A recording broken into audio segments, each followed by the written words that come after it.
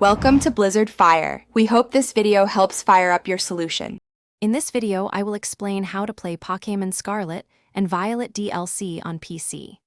Emulating console games on your computer opens up a world of possibilities, letting you enjoy your favorite titles with enhanced graphics and performance. To get started, you'll need a reasonably powerful personal computer.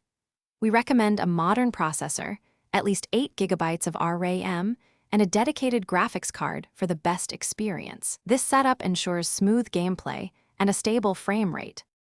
Next, you'll need to select and set up a Nintendo Switch emulator.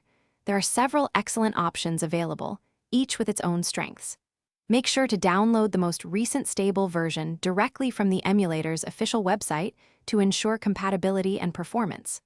Once downloaded, follow the straightforward installation instructions. This process typically involves running an installer and agreeing to the terms, preparing your system for the next steps. Now, let's talk about acquiring the necessary game and DLC files. You will need the base game for Pokémon Scarlet or Violet, along with the specific expansion pass updates. These files are crucial for the emulator to run the game and its additional content. Always ensure that the versions of your game and DLC files are compatible with the emulator version you are using. Incompatible files can lead to crashes or prevent the game from launching correctly, so double-check everything. Finally, it's time to configure your emulator and start playing.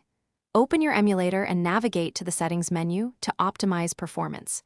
You can adjust graphics, audio, and input settings to match your computer's capabilities and personal preferences. Load your Pokémon Scarlet or Violet game and its DLC files through the emulator's interface.